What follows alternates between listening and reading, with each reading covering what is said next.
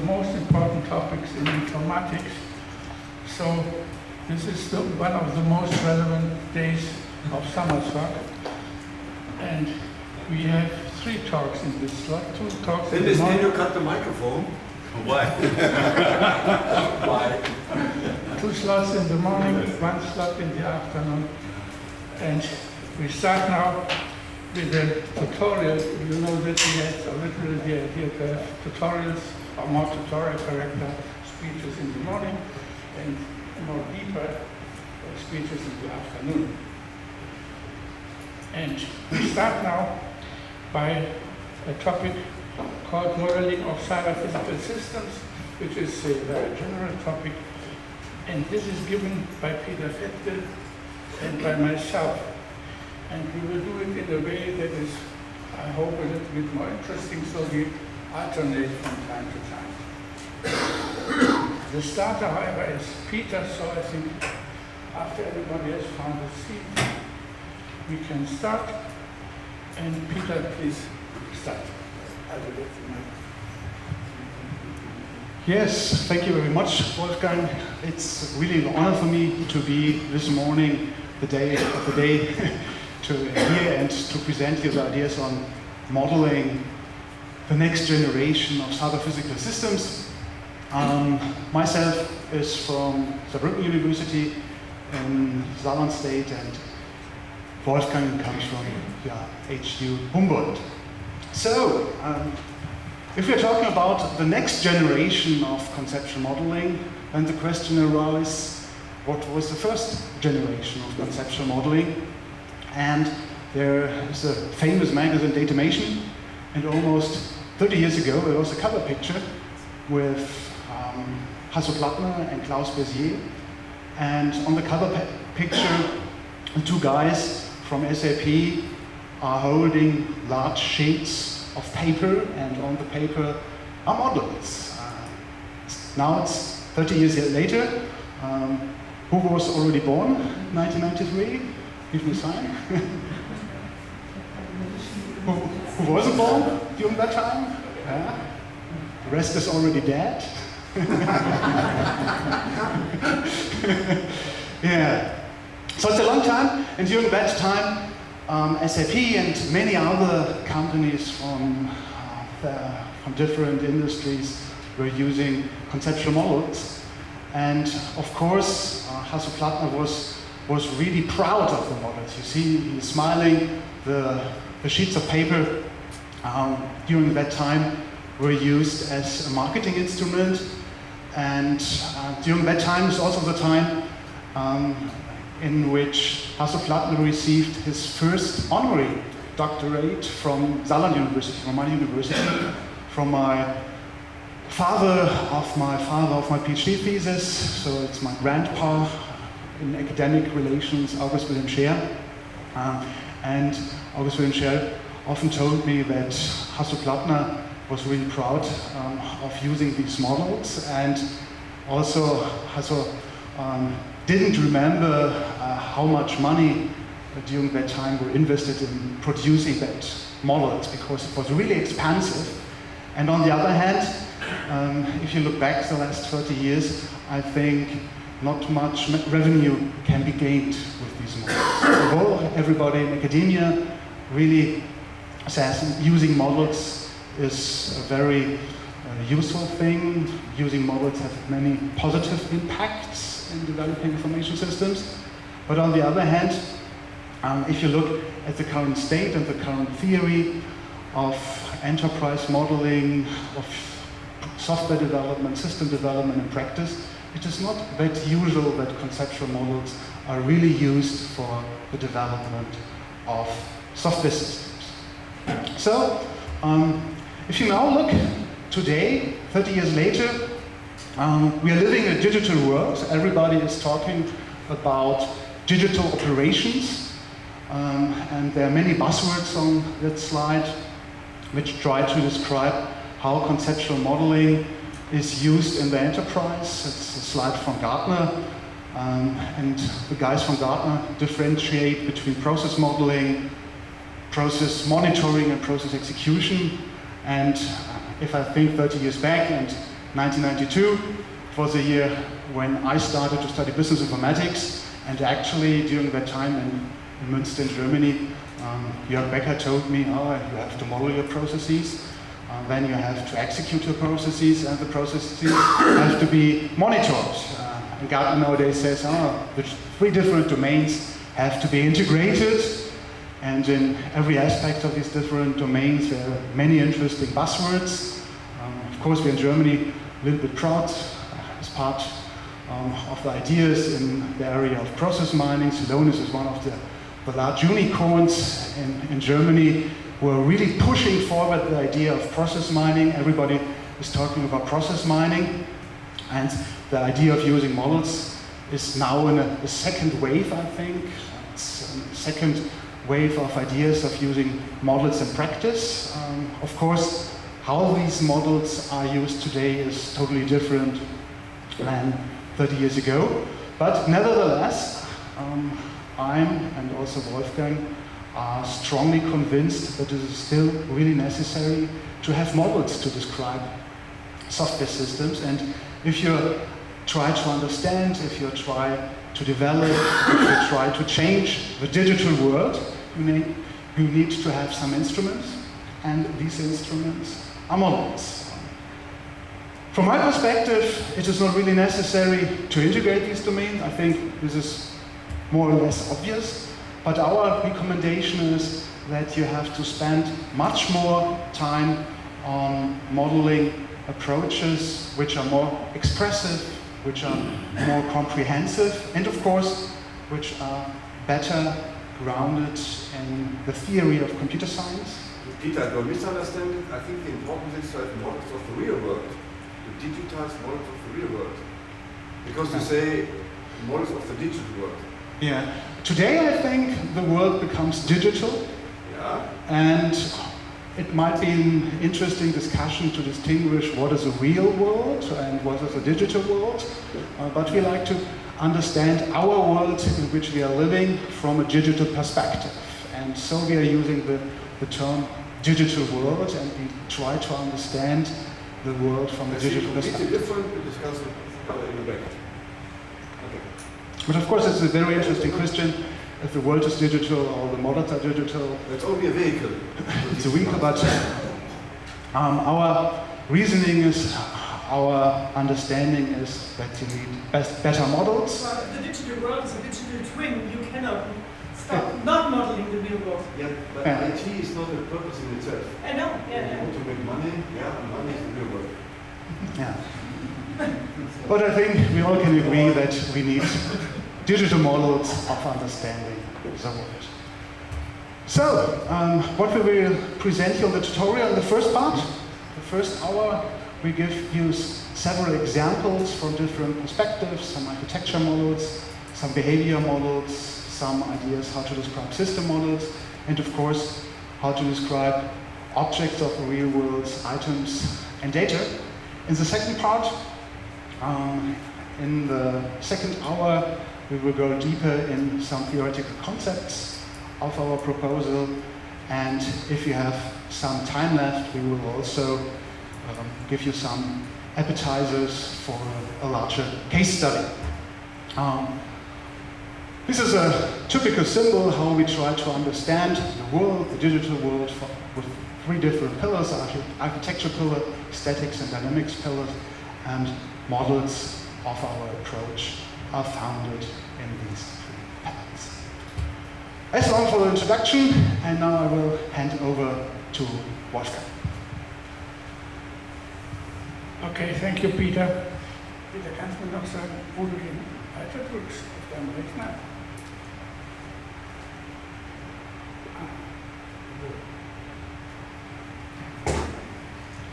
So, I think everybody who knows me knows that I'm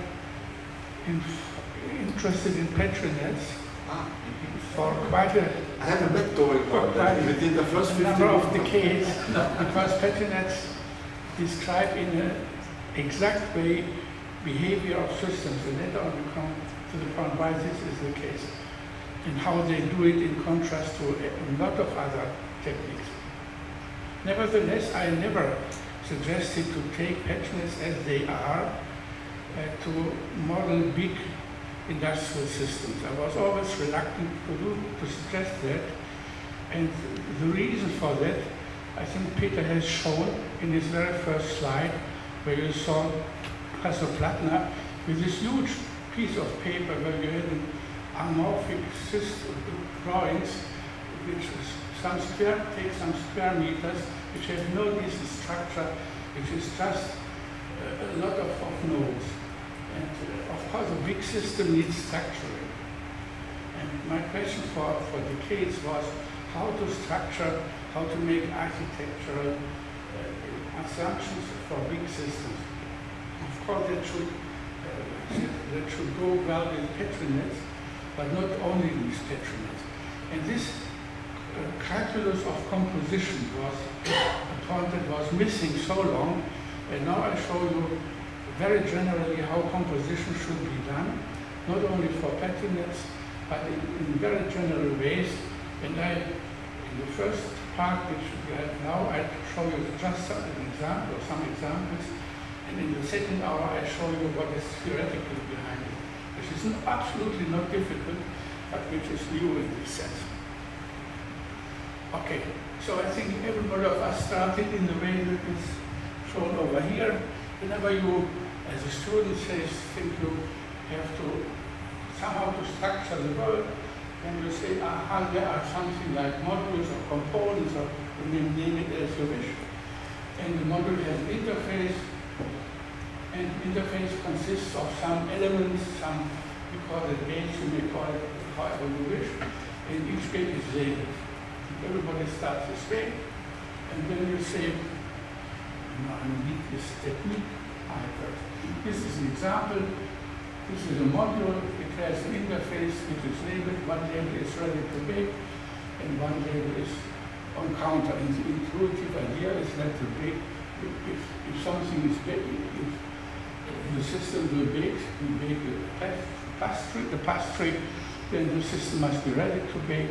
And after baking, there is a pastry on the counter. That is the idea behind that. I think you have perfectly understood this conceptual model already. Now, you have another module that is what is on the counter is supplied to an aide who gives it somewhere else. The aide must be free. The aide must be free up, and after it's supplied to the aide is busy. The system then is again ready to bake. And now to compose two systems, the idea is very simple. Gates that are equally labeled are merged together and go to the inner part of the system. Here it is. So this on counter and this on counter is glued together, and we have a new model like this. Maybe some of you see already the problem here, because you see here we have ready to bake, and here we also have ready to bake, and we do not glue them together for obvious reasons. So how can we make sure that on counter is glued and ready to bake is not glued? And this is one of the problems that immediately arise. And we will come on to this point later. I only show you that this is here the case. And then we can continue. The pastry is moved to a shop. So now the aide busy is composed. And then we see, aha, there is this ready to bake that has no partner here. And shelf empty has no partner here. So when you compose them, it's like this. The aide busy, two gates are composed. The ready to bake goes outside, and the shelf empty also goes outside. Okay, this is a simple case, and then you can continue. Then you will sell something so the on shelf is glued together, and at the end you come up with this model. Okay. But still we have this problem which we will address later. Okay, then we have, of course, a very important notion that is refinement and abstraction, and you can refine all this. So this is a big refinement of the bakery. It starts ready to bake, it is free, shelf is empty. After all this has happened, Again, when the system is ready to bake, it is free and the shelf is empty. Okay? But in the inside we have bake components supplied to aid or move composed to sell, and you will have a hierarchy of components, as you expect, you need hierarchy, and you get it, so to speak, for free. Okay, now we have modeled the same system in a completely different way. Okay, and now we say, aha, there are three stuff. There is the baker, the aid, and the vendor. So we have no longer 4 activities, but 3 stuff. And what does the baker do? Well, he may be ready to bake, he may supply something to the aid, and then he's ready to bake again.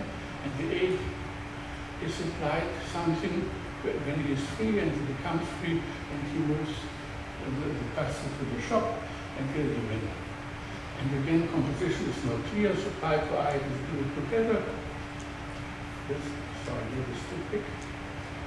Right.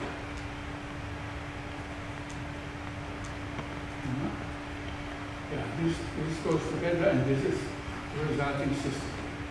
So now we have 3 components instead of 4, but when we refine it later on, especially when we refine it to the behavior, then the 2 different starting points may go to the same kind of behavior. It may be a little bit surprising because one has 3, one has 4 elements. Okay, the 4 have the same behavior instead of that. But this is just the example. Later on, as I said, we go to the technical details and show you how and why this functions so beautifully. And now Peter will continue with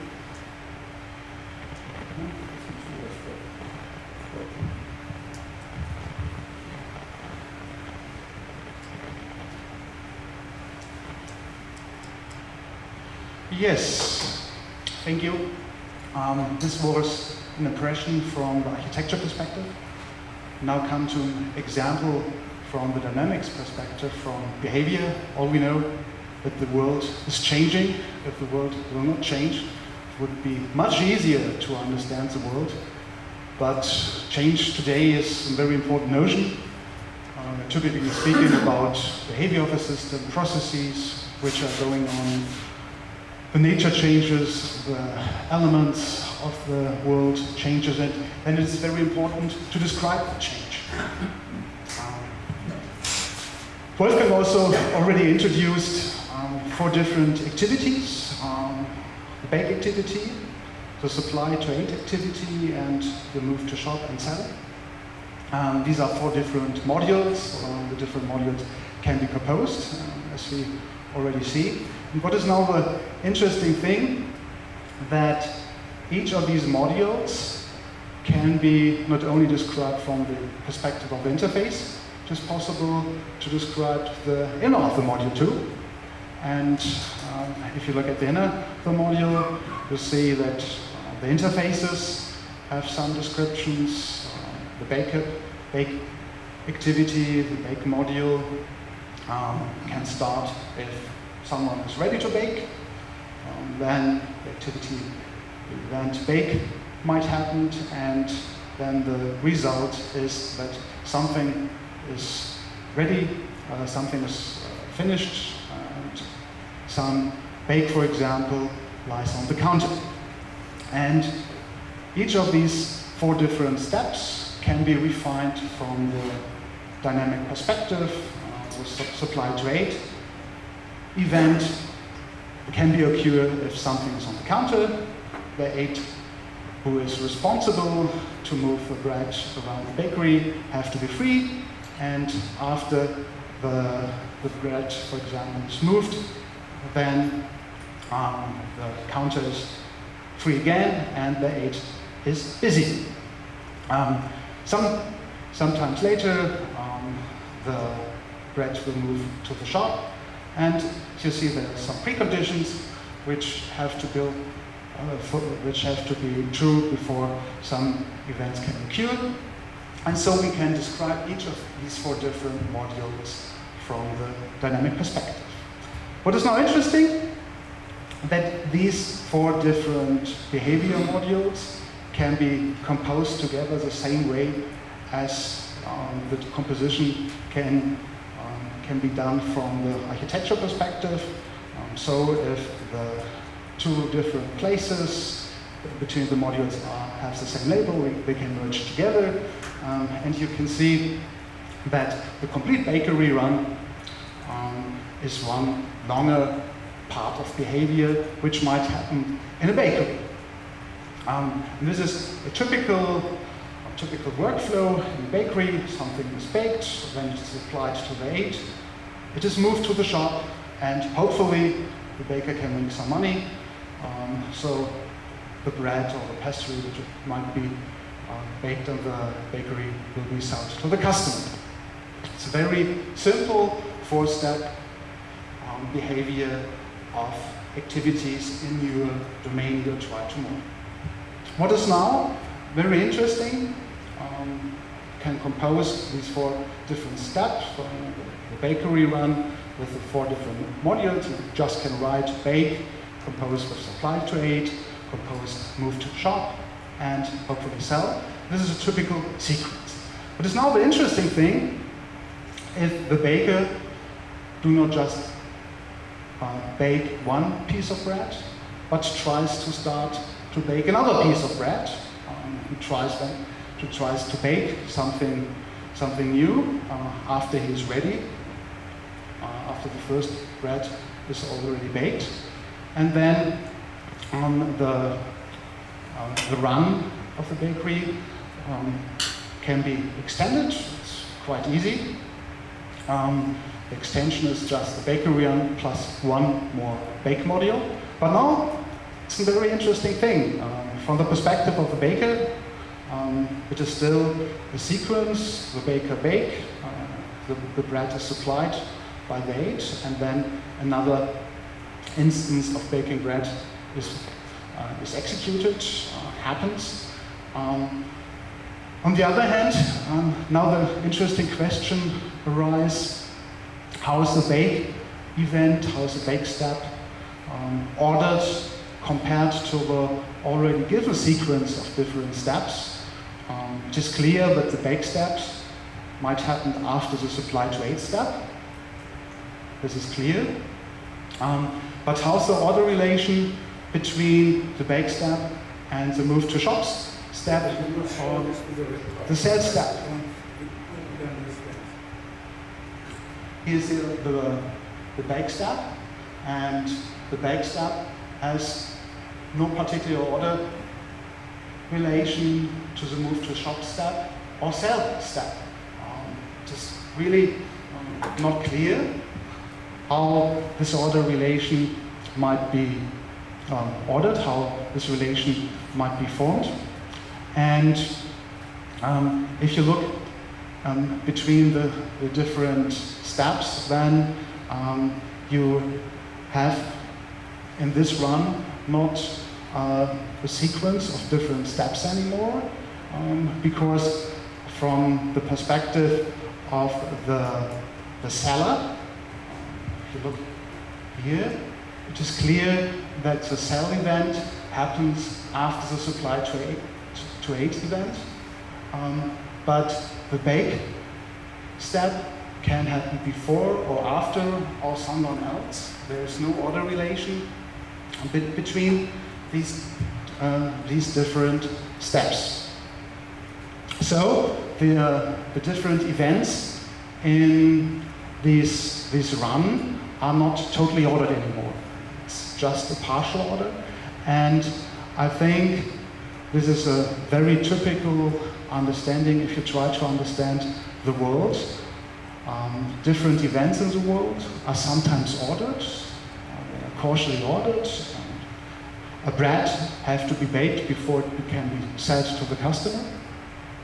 But if you look at the bakery, then there is, from the perspective of the bakery, a strict order between the different bake events. But there are other events between there is no strict order. And now you can add a second bakery run, and you see that two different bakery runs can be composed. And if you look at this run, you can see that some of the events are totally ordered. If you, for example, look at one way of the bread, all events on this path are totally ordered, or all events on this path are strictly ordered, or all events on this path are strictly ordered, but there are some events which are not ordered. And these different modules you saw before can now be composed together, and it is also possible to describe the operational behavior, but now from the perspective of the people who are doing the different stuff, and the composition of the different modules are really the same. The operational perspective also results into the composition of the run you see before. This is also possible that you compose the complete run from the 4 different sets, bake, supply, trade, move to shop as well. And this composition is the same as the composition from the perspective of the different people who try to bake, to supply the bread by the 8 and to sell this. If you look from the perspective of the different people who are in this bakery, you see here highlighted by different colors that there's a strict order from the perspective of the baker, shown in yellow. There's a strict order from the perspective of the vendor, shown in red, and there's a strict order from the perspective of the 8. From each of the 3 perspectives, everything what happens is strictly ordered, but the system which emerges from the composition of these different perspectives just is partially ordered. There is no strict order, as I showed you before. This resulted that each knot, this is here marked in the A oval, is concurrent to each order which is marked in the B oval, and concurrency emerges just from the composition of 3 different sequential orders. And this is a very interesting phenomenon, and this is very typical for understanding the real world.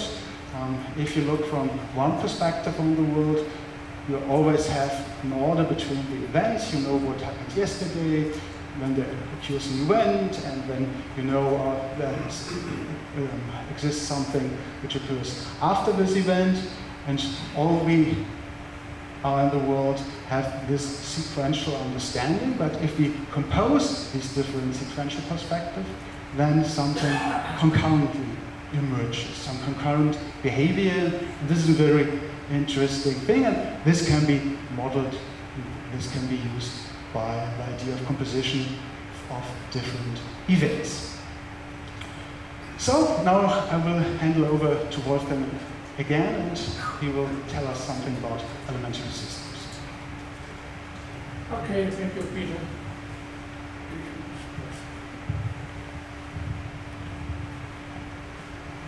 So I remember you to the picture that you saw already, this one, where you see you have 2 instances of baking and stuffing, etc. Now when you have 2, you may have 3 or 4 or any number of things. And the question is, how can we describe the set of all these sequences, all these partial orders? And that is done in the way that you all know, namely with patronates in the classical way. It does not function like this.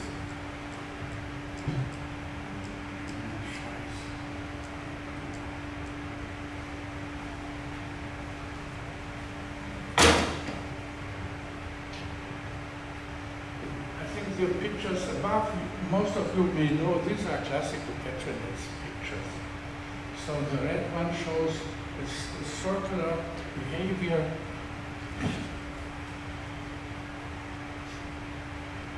where you can see that the baker system is ready to bake, then he may bake, then we supply to an aide and do it as many times as he wishes. And likewise, the aide may get something supplied to the aide is busy, goes to the shop, and this is a circle, and this is likewise a circle. So in separation, these are trivial Petri nets.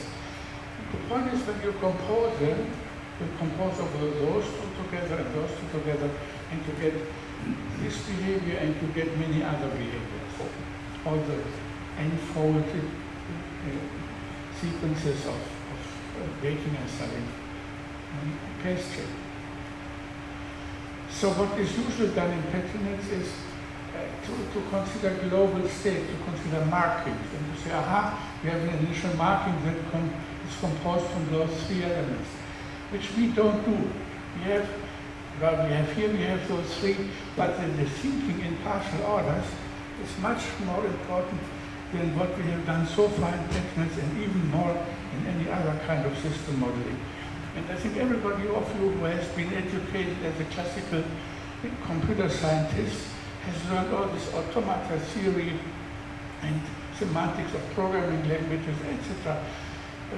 All these are, in essence, transition systems where you assume you have global states and you have global steps and sequences of behaviors.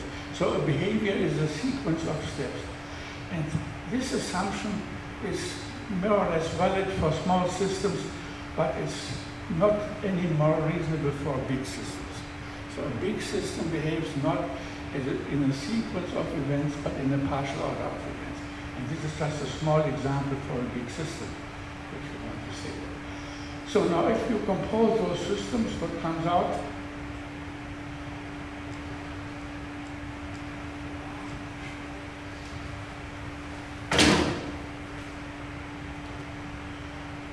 Compose them, it looks like this.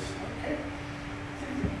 My point is it's exactly again the same composition operator. Before we had applied it to abstract modules, then we had applied the same composition operator to partial order behaviors. Now we apply it to elements, to the interfaces of systems. So this composition operator, which I will go into details after the break, is always the same, and that is important. It's a fundamental composition operator that applies not only to Petri nets but to many other things. Now, what I want to do is, we don't have anymore one vendor system like this one, but we have two. We have a second one. And the question is, how can we compose the bakery systems, the bakery system with two vendor systems? Of course, we cannot use anymore the system, but we need something else. I want to try if this works. Now it works. So what we instead of this will have is a system that after the baker, after pastry is supplied, it can go either above here or it goes below and goes with this one. Okay? And this is classical non-determinism. If the aide is busy, there's a free choice between this one and that. Of course, now the question is, how comes that I can say this one is glued, is merged with this one, and that with this one, and not the other way around? How is this ruled, or how is the definition made of for this kind of non-deterministic behavior? Again, I will show after the break how it is done. Here I can say you can do it this way, which I said. You can also do it the other way around if you wish. So you can express whatever you want, and you can do it in an easy way. Here I only wanted to show you the problem, and after the break I'll show you the solution. Okay. Now, if you want to have the original system, which just like the baker system, so this one is composed with the aide system, with this aide system, and then composed with the old vendor system or with the new vendor system. You also can do it the other way around and say the baker system, aide system, the same as here, is composed with vendor system 1, so with this one, and then the vendor system with the old one with this one, and then you alternate the composition. Okay? So In the algebraic representation, you can make this difference very simple. The definition of that you will see after the break. Okay. So now we replaced the old 8 system by this one, and then we compose all this, and we get this classical Petronet. But again, I say that the Petronet theory itself made the stupidity to say, to define the behavior of this kind of a small system as a sequences, as a set of sequences of events, which we say this was not good. We much too quickly turn to automata theory instead of insisting on the partial order. And for me, it's always fascinating to see who in the world is accepting this partial order view and who is not. So business informatics people frequently say, yes, of course, the world is partial order. And also applied informaticians from distributed systems also have no problem with this. But classically educated theoretical computer scientists don't or have big problems to accept that a single behavior is not a sequence but a partial order. So I don't know each of you will accept this or not.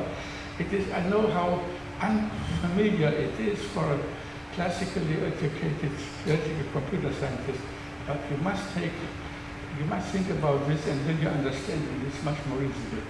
I would maybe mention one great exception on the part of theorists in this context, namely the recent Turing Award winner Leslie Lamport, who invented the notion of partial order analysis of systems.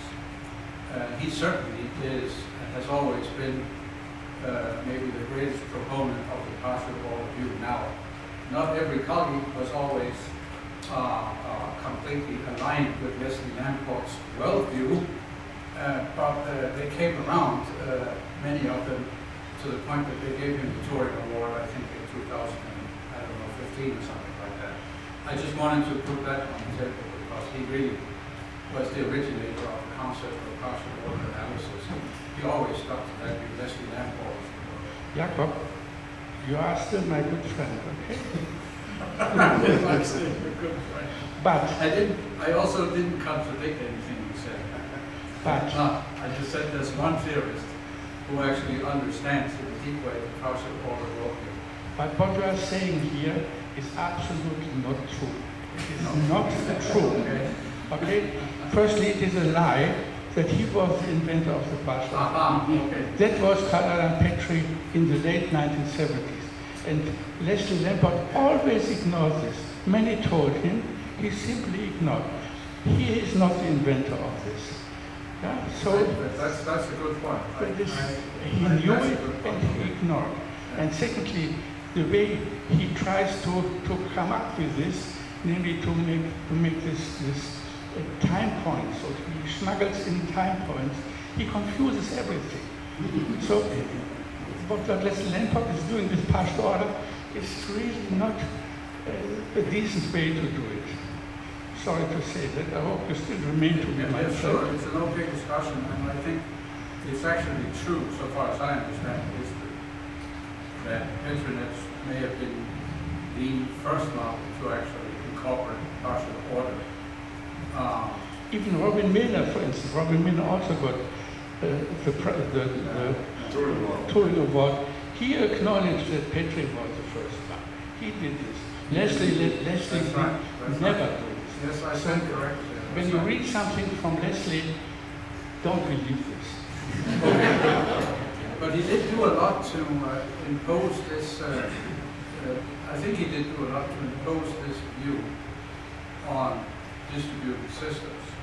Now you may say that did that. No, he still has in his backhand, he still has the assumption the world is ordered by total time. And then he tries to get away a little bit from the time. And this is not our point here. Our point here is the world is not ordered by time, but by causality. There is no global view. Whereas Leslie says, oh, there is a global time, but I can try with stupid tricks to avoid it. Okay? This is a fundamental difference. Please. But databases provide all this by transaction. actually we don't care how much concurrency we have a serializability concept, and depending on that you can have concurrency as much as you like. That is a very good remark. I Thank you. agree. Yes, You got Frank Jacob. I'm glad that one of us did But serializability, I think, is only one model. Yeah, of course. It's only one of a lot of them. Okay, I think we should leave it here because Peter is not continuing.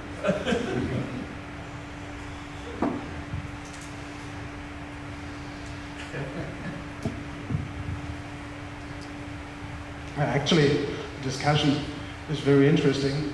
As Wolfgang already mentioned, from the perspective of computer science, from the perspective of business informatics, it is quite usual to think in just partial orders of the world. You have different customers, and typically different customers behave isolated. Of course, there are sometimes some causal relationships between the different customers, but typically there is no causal relation, and this is true for different organizational parts in an enterprise. So it's really important from the perspective of business informatics and for understanding the digital world that you just have a notion of a partial order. And if at the end it's really necessary to serialize all data in one database, might be an interesting question. Yes, but databases are one technical system to really store data, but on a conceptual level, you have to need some understanding. You have some typical symbols which are used to describe the items and the data objects in the world. And in this example, the bakery system, for example, the baker can bake some different pastries, bread, cake, and pies. So you have a set of different pastries. Each of these pastries typically have a description. In this example, it's a description of bread, cake, and pie, but it's a label for the different thing. So it's very important from the application perspective to distinguish between the objects which can be baked and the description of the objects. If you go into the bakery and you order, for example, a bread, then you have to say, I like to get the bread, or you have to sign and to point to this bread or this bread, but you have a description. There's a strong need to have a description, and in this example, the description and the objects are distinguished in the domains. Additionally, in this bakery system, there's a function. Here it's the function called next, and the next function is more or less a cooking receipt for the baker.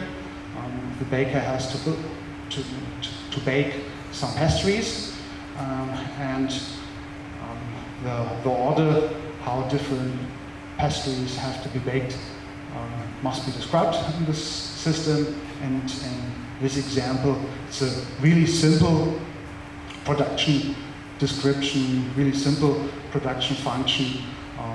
There's just a cycle of the production of different pastries. The order is just first the cake, then the pie, and then the bread, and then the baking cycle begins from the beginning once more. It's a very simple one. Of course, if you have a larger bakery system, a bigger system, then such a description might be much more complicated. But in this example, it's really simple. Also, it is necessary to put the labels on the objects. So you have to put the bread label on the bread, and the cake label on the cake, and the pie label on the pie. So there's another function for the description, which combines the object and the domain with the labels. Additionally, You have in this example a constant symbol. Look at the place, what is recently supplied. There's a symbol pi, so it is stored that the last bakery cycle ended with the pi. Furthermore, there are some predicates on counter, 8 of the pastry on the shelf of type pastries. These are the phrases you see here. And additionally, the recent supply is described by a predicate. And last but not least, there are some propositions, the proposition 8.3, and if I show the other part of the bakery, and you see there's another proposition, the proposition shelf empty, and by using such structures, you can describe the world from a static perspective. You use some predicates, you use some functions. Sometimes it's also necessary to restrict some of these functions. This can be added, but in this simple example, it's an easy description of the bakery world with some symbols and some predicates which describe what is going on, what are the main constants, what are the main items in the bakery. Yes. To get it right. Do I understand this cycle correct? If the bake function gets the description pi, it bakes a bread, right? Yes. Pi is the old one, the last. Yeah, sure. That may be a little bit confusing, a bit more complicated, right? Because this next comes after the bake function. The idea is to see what was baked last time, Yes. and then next time what we should bake next. Yeah, but why is bake first and then next? So the y is pi in the image. And then you bake a pie. And then you make next of pie, which is then bread. Why is the description of something? I know, but this is why, but the function bake y is performed before the function next y. So we bake a pie, not a bread. When do we ever bake bread in the picture? Yeah, for instance, bake pie, the y is instantiated by, what you say, a pie, Yeah. and then bake pie produces the next of y, which is bread. And where do we state that bake always produces the next one? This is the No, next is the It's a function. binding of the variable, but it's a little bit hidden, right? This variable is a logical variable. It is a mathematical variable. It's not a star. It's usually in programming languages. The problem is cheating. They call something that a variable which is no variable, which is a star. And here the variables are variables, serious variables. I was confused because the figure first makes bake and then next. And not as next, say, and then to bake the next one. This is my thing. It's not about variable description, it's about the figure that shows the direction in a strange way. But we can dig it up. It's not a strange way, it might be an unusual way. Okay, thank you. Actually, I think we are wonderful in time. Perfect. Then we can go back. Then you have another question. So in essence, the bake simply binds the variable y and does nothing else. Yes. And the step is done with the next on the edge, and that's the thing that always a little bit confusing with some kind of nets with predicates, right? Yes. For people who are not used to that. But Okay, bake doesn't bake. You, Next does bake. you could have put next y before bake y, instead of having y over there. And then we have an additional transition. No, you put it on counter after bake. You can do it differently, I believe. Different ways to describe the bakery. Yeah, maybe. So is bake a function? Is bake a function? No. No, Because it's not listed. It's not listed, yeah. So what is baked then? If it's not a function, it looks like a function. It's not listed. Yeah, I know, I see that it's not listed, but what is it? It's something that binds a variable instantaneously and gets to the next step. What is also confusing me, why isn't bake in the lower left console? Where does bake appear? Is it a domain, a function, a predicate? So I'm missing it too. Is it It transition? does not appear there, it does not appear there because what appears there is the, say, the domains or the data aspects. Items and data. I Items, guess the functions are described on the next page. Yeah. No, the next page is 1000. so after the break I will tell you the following. I will also, Okay. to make sure that you come back. What is written in the box, scroll again, the last one. So what's written down in the box is the system there, that is logic, that is instantiation of logic. So what Petronet do is they make a dynamization of logic. Yes. They say we have something like states, and the state is a logical something. I will tell you after the break what it is. And we add the aspect of dynamics to it. How do you add this? By these kind of boxes. And therefore the box does not belong to the logic. It would be nice to have the bait Y in the box. You have it written in the box. And simply say its only job is to bind the Y, and then next of Y decides what's happening on the outside. I do agree. I think the confusing thing is that syntactically the bake Y looks exactly like next Y, but does something completely different. I understand. In the That's system. good. So it would be in the box, then it would be clear it's something. It's a different feature. Yeah. One is written on an arc. Yeah, this is, I completely understand next Y. My problem is the bake Y. It's written on the transition, so that's something different, but you cannot see that at first Yes, glance. yeah. It would be easier to understand it would be in the box. Yes, yes. But the semantic would be the same. Yeah. No, boss. Coffee. Move to coffee.